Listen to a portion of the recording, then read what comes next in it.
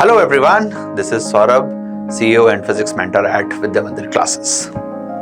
हर student की life में exams चलते रहते हैं, चाहे वो मंडे टेस्ट हो, यूनिट टेस्ट हो, हाफ ईयरली हो, फाइनल हो, प्री बोर्ड हो, मिड सेम हो, एंड सेम हो, और हमेशा हमारे ऊपर कुछ ना कुछ ये प्रेशर बना रहता है कि हम इसमें कैसे एक्सेल करें, क्योंकि सभी लोग, चाहे मदर हो, फादर हो, दादा हो, दादी हो, नाना हो, नानी हो, टीचर्स हो, हर किसी को आपके रिजल्ट और मार्क्स की चिंता होती है, और आपको भी अपने रिजल्ट्स और मार्क्स की चिंता रहती है। तो चलिए आज के इस स्पेशल सेशन में हम ये देखेंगे कि एग्जाम को कैसे कॉन्कर करना है, कैसे बीट करना है, और क्या हम अपने लाइफस्टाइल में चेंजेस लेके आए जिससे कोई भी एग्जाम अगर हमारे सामने आता है तो हम कभी भी उससे घबराएं नहीं और उसको हम कॉन्कर कर लें, उसको हम अचीव कर लें, राइट। चलिए आइए कुछ इंपॉर्टेंट बातों से अपनी बात को शुरू करते हैं कि हर बच्चे के दिमाग में जो है कुछ ना कुछ डायलेमा रहता है, ठीक है। कैसा डायलेमा रहता है कि किस समय पढ़ना चाहिए, है ना। मम्मी कहती हैं कि हमारे टाइम में सुबह उठ के पढ़ते थे, आजकल की जनरेशन लेट नाइट तक पढ़ती है, ठीक है। दूसरा डायलेमा आता है कि जब भी मैं पढ़ने बैठता हूं मुझे नींद आने लगती है, तो किताबों में क्या नींद की दवाई है? क्या होता है ऐसा? कभी मैं टाइम टेबल तो बना लेता हूं बट टाइम टेबल को फॉलो नहीं कर पाता। क्या ये सिर्फ मेरे साथ होता है या सारे बच्चों के साथ होता है? या जब मैं एग्जाम के अंदर पहुंचता हूं तो मुझे ऐसा लगता है कि मैंने पढ़ा तो सब कुछ था पर अब मुझे कुछ भी याद नहीं आ रहा, अब मैं सब कुछ भूल गया हूं, ठीक है, ऐसी फीलिंग आती है। या जो है एग्जाम से जस्ट पहले क्या पढ़ना चाहिए, जब एक दिन रह गया है, 2 दिन रह गए हैं या एक हफ्ता रह गया है, तो क्या हमें सारे चैप्टर पढ़ लेने चाहिए या हमें कुछ चैप्टर पढ़ने चाहिए या सिर्फ नोट्स पढ़ने चाहिए? तो ये सारी बातें हम लोग इस वीडियो में करेंगे, और इंपॉर्टेंट टेक्निक जो वर्ड रिसर्च के द्वारा लाई गई है उसके साथ भी मैं इसको डिस्कस करूंगा। चलिए सबसे पहली बात कि किस टाइम पढ़ें। तो 2 तरीके के जो स्टूडेंट्स होते हैं या पढ़ने की हैबिट्स होती हैं, एक को हम कह सकते हैं अर्ली बर्ड, जो लोग सुबह जल्दी उठ के पढ़ते हैं, और एक होते हैं नाइट आउल्स जो रात को देर तक जग के पढ़ते हैं।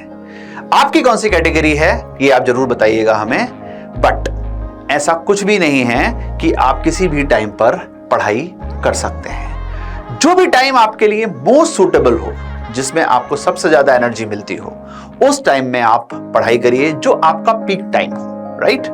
हाँ, ये बात सच है कि काफी साइंटिफिक रिसर्च ये कहती हैं कि हमारा ब्रेन फ्रेश होता है नई लर्निंग के लिए जब वो रेस्ट ले चुका होता है। यानी कभी भी आप दोपहर में भी अगर स्कूल से आके नैप लेते हैं और उसके बाद पढ़ते हैं, वो भी इक्विवेलेंट ही गुड है चाहे आप सुबह उठ के पढ़ते हैं। तो जब भी आप पढ़ते हैं, आपका पीक टाइम कौन सा है, आपको कौन से आवर सूट करते हैं, आप उसके अनुसार पढ़ सकते हैं। बट जो भी टाइम आप चूज करें, या तो लेट नाइट का या अर्ली मॉर्निंग का, वो पढ़ाई जो होनी चाहिए फोकस्ड पढ़ाई होनी चाहिए।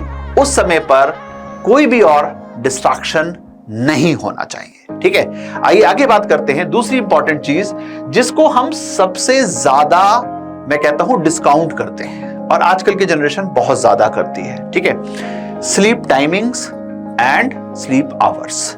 देखिए, एक ह्यूमन बॉडी को हेल्दी रहने के लिए एक अच्छी नींद का होना बहुत जरूरी है।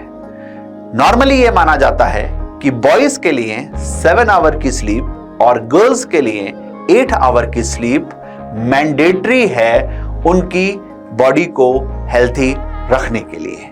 तो सबसे पहली बात कि आप अपने स्लीप आवर्स को जरूर पूरा करिए। ये नहीं है कि ज्यादा पढ़ने के चक्कर में या किसी और वजह से आप अपनी स्लीप को जो है वो डिस्टर्ब कर रहे हैं। अगर आप ऐसा करोगे तो ये आपके मल्टीपल जगह पर आपको हिट करेगी।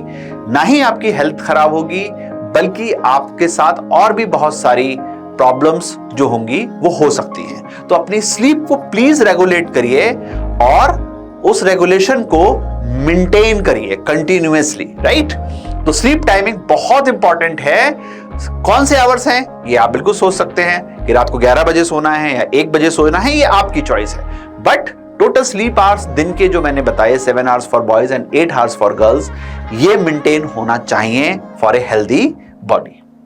अगली बात करते हैं कि एग्जाम से पहले सबसे पहले चैलेंज क्या आता है। देखिए कोई भी एग्जाम हो, चाहे वो स्कूल का एग्जाम हो रहा हो, चाहे वो कॉम्पिटिशन एग्जाम हो, सबसे इंपॉर्टेंट चीज होती है कि हमें अपना सिलेबस पता होना चाहिए। ठीक है, नॉर्मली हम लोग कई बार गलती ये करते हैं कि सिलेबस सही से पता नहीं करते हैं, और जैसे ही सिलेबस हमें पता चल जाए तो सबसे पहले उसको पार्ट्स में डिवाइड कर लेना चाहिए, और एक एक पार्ट को कंप्लीट करने के लिए हमें एक टारगेट सेट करना है। जैसे सपोज करिए कि मैथ्स में मुझे नंबर सिस्टम पढ़ना है, तो मैंने उसके लिए 1 हफ्ते का टाइम दे दिया है। ठीक है, तो इस तरीके से मैं अपने सिलेबस को कंप्लीट कर सकता हूं पार्ट्स में। अब जब रिवीजन करने की बात आती है तो एग्जाम से पहले कहते हैं कि एटलीस्ट 3 बार चीजों को रिवाइज करना जरूरी होता है। एक और गलती सिलेबस और चैप्टर को लेके होती है कि एग्जाम से जस्ट पहले हम नए चैप्टर्स पढ़ने लगते हैं। ध्यान रखिए, कभी भी ये गलती मत करिएगा। जब भी आप नया चैप्टर पढ़ने लगेंगे, ना तो आप वो चैप्टर ठीक से पढ़ पाओगे, और जो पुराना आपने पढ़ा है उसको आप रिवाइज भी नहीं कर पाओगे, तो आपकी एक्सपर्टाइज अपने पढ़े हुए चीजों पे भी खोएगी, और नए चैप्टर पे, नए टॉपिक पे आपकी एक्सपर्टाइज बनेगी नहीं। तो जितना आपने पढ़ लिया है बहुत अच्छा है। ठीक है, अगर आपने 90% भी पढ़ लिया है तो 90% मार्क्स कम नहीं होते हैं। ठीक है, तो हमारी इच्छा तो है कि हम 100% पे जाएंगे, बट जितना भी पढ़ा है उसको अच्छे से पढ़िए, 3 बार रिवाइज करिए। एग्जाम से जस्ट पहले कोई भी नया टॉपिक, कोई भी नया चैप्टर छूने की बिल्कुल जरूरत नहीं है। ये बिल्कुल इंपॉर्टेंट है और इसको जरूर ध्यान रखिए। ठीक है, देन हम सबसे ज्यादा प्रॉब्लम आज के वर्ल्ड में क्या है, डिस्ट्रैक्शंस की है। ठीक है, डिस्ट्रैक्शंस काय के हैं? सबसे बड़ा डिस्ट्रैक्शन मोबाइल और कंप्यूटर है। ठीक है, सोशल मीडिया है, ठीक है, एप्स हैं, गेम्स हैं। तो कैसे बचें इससे? ठीक है, तो इससे बचने के लिए एक बात तो ये अभी करूंगा और एक बात अभी अगले कुछ मिनट के बाद करूंगा। सबसे पहले अपने मोबाइल में नोटिफिकेशंस बंद कर दीजिए। नोटिफिकेशन क्या है? नोटिफिकेशन आपको इनवाइट करते हैं कि आओ, मैं तुम्हें खाने के लिए तैयार हूं, है ना। जैसे अगर आप जानते होंगे कार्निवोरस प्लांट्स होते हैं जो जंगलों के अंदर पाए जाते हैं, वो क्या करते हैं, इंसेक्ट्स को खाते हैं। कैसे? कि वो बहुत अट्रैक्टिव दिखते हैं, इंसेक्ट्स उनकी तरफ जाते हैं और वो उसको खा जाते हैं। सेम है नोटिफिकेशंस। नोटिफिकेशन क्या करेगा, आप शांति से बैठे हुए भी हो ना, तो मोबाइल में नोटिफिकेशन बजेगा या दिखेगा, तो आप क्या करोगे, आप उससे डिस्ट्रैक्ट होगे और आप फिर उस ऐप को, उस प्लेटफॉर्म को ओपन करोगे और उसके अंदर फिर खो जाओगे। जो ही डिस्ट्रैक्शन है इसको हम रिवॉर्ड में कन्वर्ट कर सकते हैं। वो कैसे, चलिए आगे बात करते हैं। और स्लीप के बाद जो दूसरी सबसे इंपॉर्टेंट चीज है जिसको भी हम काफी डिस्काउंट करते हैं, वो है हेल्दी डाइट। हेल्दी डाइट का मतलब क्या है कि जब एग्जाम आ रहे हैं, एटलीस्ट उससे 10 दिन पहले आपको फ्राइड फूड या ऐसा फूड जो आपको लेथार्जिक बनाता है उससे दूर हो जाना है। ठीक है, पूरे लाइफ में हो सकते हैं, nothing like it, but exam से एटलीस्ट 10 डेज पहले इसको जरूर अपनाइए। क्या करना है आपको, एंटीऑक्सीडेंट्स की संख्या की मात्रा अपने फूड में, अपनी डाइट के अंदर इंक्लूड करनी है। खूब सारे एंटीऑक्सीडेंट्स आपको खाने हैं। नंबर 2, खूब सारा पानी पीना है। मतलब अपने आप को क्या रखना है, हाइड्रेटेड रखना है। रिसर्च कहती है कि एवरी 45 मिनट्स पे हमको पानी पी लेना चाहिए। ठीक है, तो अगर आप ये मैनेज कर सकते हैं, नथिंग लाइक इट, बट अपने आप को हाइड्रेटेड रखिए, एंटीऑक्सीडेंट लीजिए, और फ्राइड फूड और फास्ट फूड से अपने आप को एग्जाम से पहले एटलीस्ट वीक टू 10 डेज पहले दूर कर दीजिए, जिससे कि आपकी बॉडी जो है वो एक्टिव रहे, अच्छे से परफॉर्म करे और जैसा आप चाहते हैं वैसा हो। तो ये जो 2 हेल्थ टिप्स की कह सकता हूं मैं इनको, एक तो स्लीप और एक हेल्थी डाइट। देन बात करते हैं प्रॉपर रिवीजन की, राइट। कि हम लोग नॉर्मली क्या करते हैं कि जब आप पढ़ रहे हैं, ठीक है, अभी तो एग्जाम हाफरली आने वाले होंगे, कुछ समय बाद फाइनल आएंगे और मल्टीपल एग्जाम्स आपके आते रहेंगे, तो जब आप पढ़ रहे हैं उसी समय नोट्स में, अपने जो आपके क्लास नोट्स हैं उसके अंदर क्या करें, इंपॉर्टेंट पॉइंट को हाईलाइट कर लीजिए और उन क्वेश्चंस को हाईलाइट कर दीजिए जो आपसे नॉर्मली नहीं हुए थे एक अटेम्प्ट में, या जिसमें आपने टीचर की या किसी हेल्प की रिक्वायर्ड हुई थी। तो पूरी चैप्टर पढ़ने की जगह पर आपको उस चैप्टर में हो सकता है कुछ 8 से 10 चीजें ही पढ़नी हो, कुछ इंपॉर्टेंट पॉइंट फॉर्मूले और कुछ 4 से 5 क्वेश्चंस जो आपके लिए बहुत ट्रिकी थे, जिसके लिए आपने एक्सटर्नल हेल्प रिक्वायर्ड ली थी। ऐसा करने से क्या होगा, आप पूरे सिलेबस को एटलीस्ट एग्जाम से पहले 3 टाइम्स रिवाइज कर पाएंगे, जिससे आपकी परफॉर्मेंस जो है वो बहुत बूस्ट करेगी। ठीक है, अगर आप रिवीजन नहीं कर पाते हो तो परफॉर्मेंस आपकी डिप हो जाती है। एक और चीज जो मैंने शुरू में डायलेमा कहा था कि मैं एग्जाम में जाता हूं और मैं भूल जाता हूं, ये मैक्सिमम उन बच्चों के साथ होता है जो बच्चे एग्जाम से एक रात पहले नहीं सोते हैं। जब आप पूरी रात जग के पढ़ते हैं तो क्या होता है, आपका माइंड जो है, आपका ब्रेन जो है वो थक जाता है, और जब आप एग्जाम में पहुंचते हैं, जब उसको सबसे ज्यादा एक्टिव होना था, उस समय वो स्लीपी मोड में होता है। तो इसलिए आपको क्या होता है, महसूस होने लगता है कि मैं चीजों को भूल रहा हूं। अगर आप एक हेल्दी स्लीप लेके जाते हैं और एग्जाम से 2 से 3 घंटे पहले बिल्कुल पढ़ना छोड़ देते हैं, तो ये कंफ्यूजन आपके दिमाग में नहीं आएगा।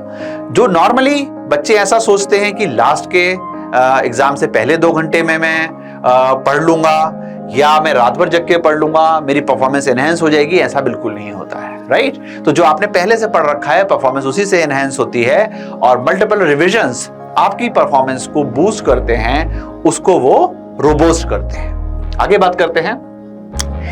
अब ये सारी बातें जो मैंने की, आप लोग कहोगे ये तो बड़ी सारी चीजें आपने बता दी, हम इसको कैसे इंप्लीमेंट करें। ठीक है, कुछ अभी इंप्लीमेंट होंगी, कुछ आने वाले महीनों में इंप्लीमेंट होंगी, आने वाले हफ्तों में इंप्लीमेंट होंगी। तो बहुत इंपॉर्टेंट रूल कहलाता है 2190 रूल। ये क्या कहता है कि किसी भी काम को करने के लिए आपको कितने दिन चाहिए होते हैं, 21 डेज। अगर आप रेगुलर उसको करते रहते हैं तो आपकी हैबिट बन जाती है। जैसे हम जिम जाना शुरू करना चाहते हैं, 21 डेज अगर हम जिम चले जाएंगे तो हमारी वो हैबिट बन जाएगी, और अगर हम इसको 90 डेज तक कर लेते हैं कंटिन्यू, तो ये हमारा लाइफस्टाइल बन जाएगा। तो जो चेंजेस मैं आपसे कह रहा हूं करने के लिए, पहले इसको 21 डेज तक फॉलो करेंगे, फिर 90 डेज तक इसको फॉलो करेंगे, और फिर उसके बाद इसके बारे में सोचने की दोबारा कभी जरूरत नहीं पड़ेगी। और यही हमें करना होता है जब भी हमें कोई चीज अपने अंदर इंप्लीमेंट करनी है, अपने लाइफस्टाइल के अंदर इंप्लीमेंट करनी है, चाहे वो हेल्थ रिलेटेड हो, चाहे वो पढ़ाई रिलेटेड हो, या वो किसी और चीज के लिए रिलेटेड हो। तो दुनिया में जो सबसे ज्यादा काम करने वाला रूल है, जो रिसर्च रूल है, वो कहलाता है 2190 रूल। ठीक है, आइए और बात करते हैं। एक बहुत फेमस, अगर आप इसको सर्च भी करेंगे, ऑथर हैं, साइंटिस्ट भी कह सकते हैं, कार्ल न्यूपोर्ट हैं, और इनकी जो सबसे फेमस बुक है how to be a straight student, इसमें से इन्होंने 3 ऐसी टेक्निक्स बताई हैं जिससे आप अपने प्रिपरेशन को इनहेंस कर सकते हैं। उसी पढ़ने के स्टाइल से आप मैक्सिमम आउटपुट निकाल सकते हैं, जो आपकी करंट प्रिपरेशन है उससे भी और बेटर कर सकते हैं हमेशा। ठीक है, बिना ज्यादा मेहनत करे हुए।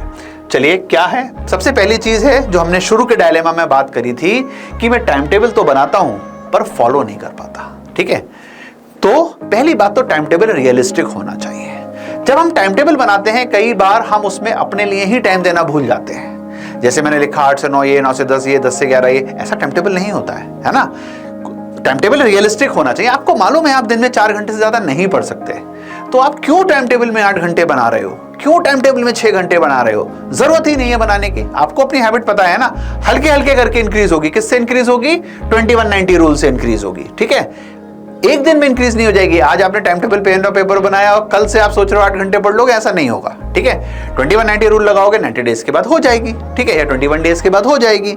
बट अभी जब आप वीक का टाइम टेबल बना रहे हो या डे का टाइम टेबल बना रहे हो, तो ऐसे जो ख्याली टाइम टेबल हैं वो नहीं बनाने हैं। तो सबसे पहले जो न्यूपोर्ट कहते हैं, वो क्या कहते हैं कि मैनेज 5 मिनट्स अ डे। मतलब सुबह उठ के सबसे पहले आपको ये लिखना है कि आज आप क्या करने जा रहे हो। इसमें लिखने से 5 मिनट से ज्यादा नहीं लगते। और साइंटिफिक रिसर्च ये बात कहती है कि जिस चीज को हम लिख लेते हैं पेपर पे, हमारा ब्रेन उसको करने के लिए क्या हो जाता है, प्रॉमिस्ड हो जाता है। फिर वो ब्रेन आपको फॉलो करता रहेगा कि आपने ये लिखा था।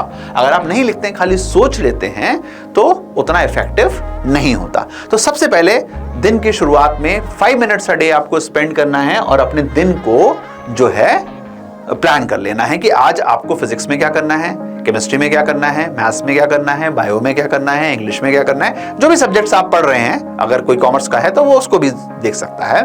उस दिन के अंदर कितना पार्ट उसको कर लेना है अपनी हैबिट के अकॉर्डिंगली, कि 3 घंटे 4 घंटे जो भी आप दे रहे हैं। दूसरा सबसे प्रॉब्लमेटिक कहां पर होती है? प्रोक्रेस्टिनेशन, कि अभी कर लेंगे यार, थोड़ी देर बाद कर लेंगे, कल कर लेंगे, है ना, अभी क्या हो रहा है, 1 घंटे बाद कर लेंगे। ये प्रोक्रेस्टिनेशन जो है दिमाग में चलता रहता है, और एक बार प्रोक्रेस्टिनेशन शुरू हो गया तो कोई टाइम टेबल, कोई मेथोडोलॉजी, कोई चीज वर्ड की काम नहीं आती है।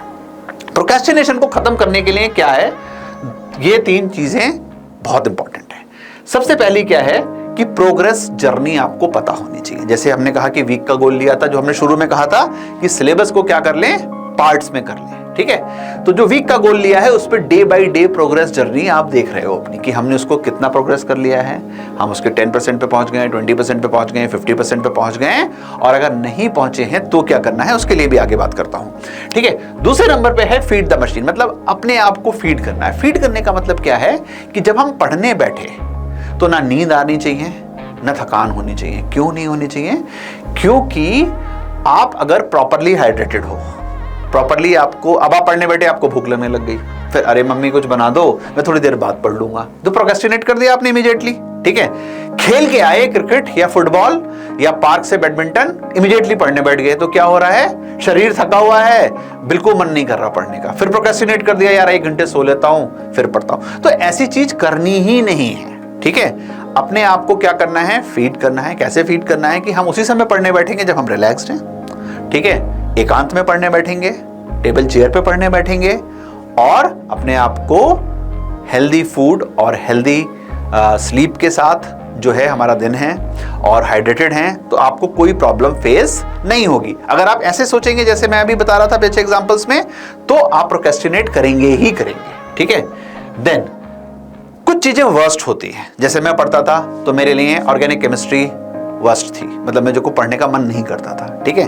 तो उसमें क्या करते थे कि इवेंट बना लेंगे कि आज हमने अगर इसको कंप्लीट कर लिया, ऑर्गेनिक केमिस्ट्री के पार्ट को, या मैथमेटिक्स में मान लीजिए कोई पार्ट है, या फिजिक्स का कोई पार्ट है, या बायोलॉजी का है, या इकोनॉमिक्स का है, अकाउंट्स का है, जो हमें अच्छा नहीं लगता, तो हम उसको सेलिब्रेट करेंगे, ठीक है। सेलिब्रेट कैसे करेंगे कि मैंने अगर आज सपोज करो ये सेक्शन मुझे जो अच्छा नहीं लगता था, इसको मैंने अच्छे से कंप्लीट कर लिया और इसके क्वेश्चंस भी सॉल्व कर लिए, प्रीवियस ईयर भी सॉल्व कर लिए, तो मैं क्या करूंगा, अपने आप को रिवॉर्ड करूंगा। कैसे रिवॉर्ड करूंगा कि वो जो डिस्ट्रैक्शन थे, जिसका नोटिफिकेशन मैंने बंद किया था, आज मैं आधा घंटा जो है वो वीडियो गेम खेल लूंगा, या मैं आज आधा घंटा सोशल मीडिया पे स्पेंड कर लूंगा, या जो भी आपको अच्छा लगता हो। तो अपने आप को रिवॉर्ड कर दीजिए, जो चीज बुरी लगती थी उसको सेलिब्रेट कर लीजिए उसके कंप्लीशन पे, ठीक है। तो प्रोक्रेस्टिनेशन जो है वो आपसे दूर होगी।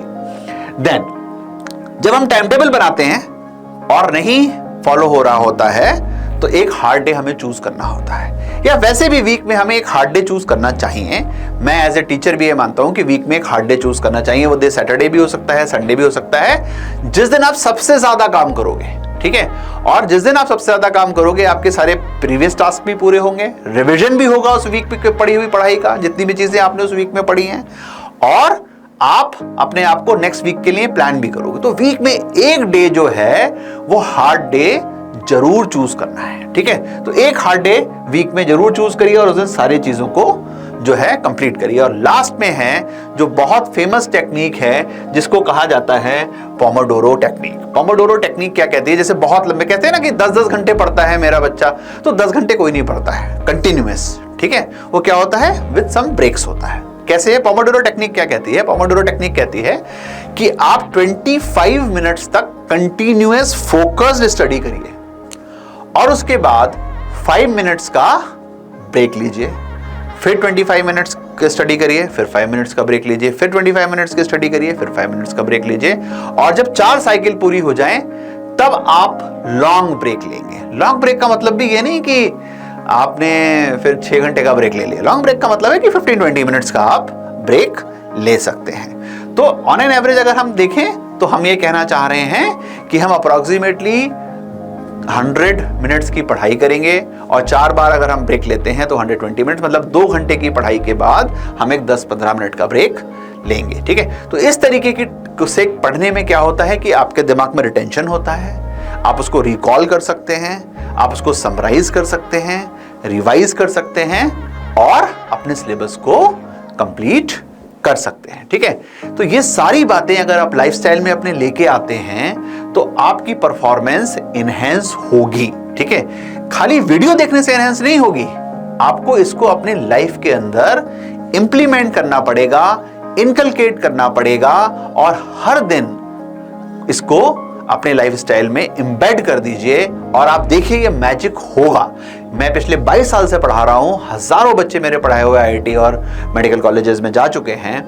ये प्रूवन टेक्निक्स हैं जो आपके साथ मैंने आज शेयर करी हैं। आपके आने वाले सारे एग्जाम्स के लिए आपको खूब सारा best of luck from me and from the entire Vidya Mandir classes family.